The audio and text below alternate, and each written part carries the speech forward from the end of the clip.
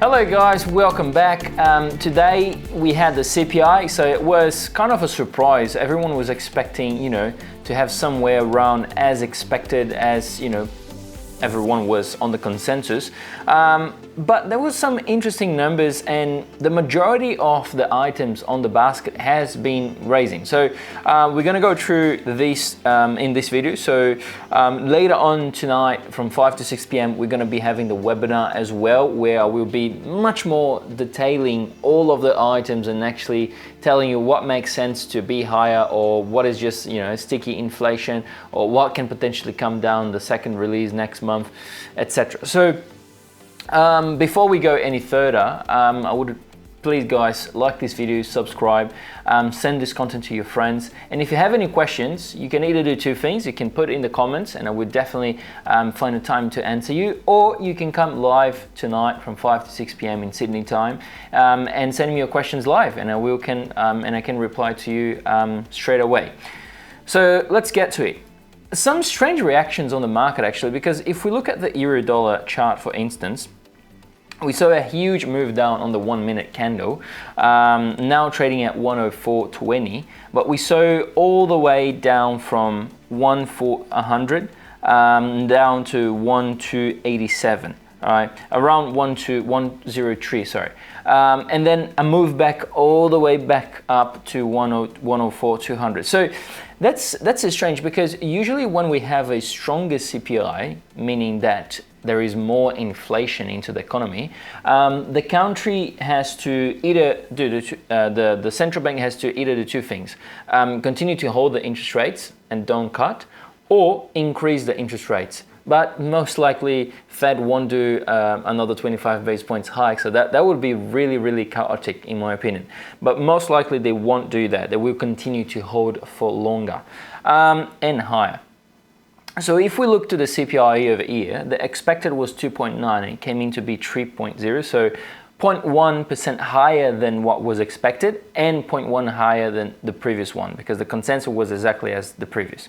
The core CPI, that is the most important measure, the month of a month, came in to be 0.1% higher than the consensus. So consensus was expecting 0.3 and it came up to be 0.4 from the previous 0.2. So if we look from the previous to now, it's a sort of a big increase into the core CPI. It's a 0.2%, so pretty much 100% increase.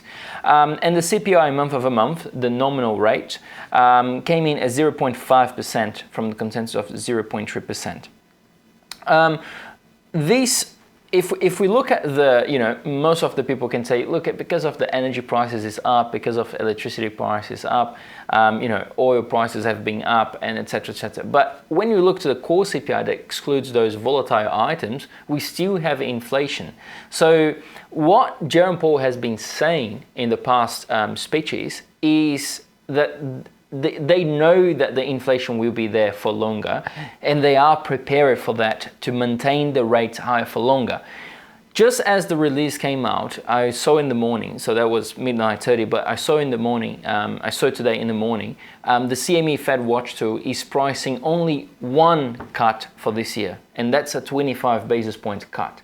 So there's no much reason why the US dollar should be weakening and not strengthening, because we only have one cut. Inflation is up. Most likely the NFP will be up as well next month. So what's actually going on with the market? When we look at the bonds, the 10-year bonds, that's a bit of a problem, because the 10-year bonds has been floating around 4.6 at the moment. Okay, we had all the way up from 4.5 all the way up to 4.6 when the release came out, but it's still below the 13th of January. 13th of January, 4.8. So when you look, well, they were paying 4.8 and now they're paying 4.6. It's not that as good. I think if we continue to have a higher for a long more than 4.8 than we had on January, then that's when the US dollar will continue to strengthen. For now, not only the CPI will be enough to make the US dollar stronger, we need to be watching those 10-year bonds as well. So tonight I will be doing a much more in-dive analysis. I don't have much time today, so I hope to see you there. Very easy to register. You can either do two things. Join the Telegram group, and I will be sending the link at there 5 p.m. right at when the 5 p.m. hits.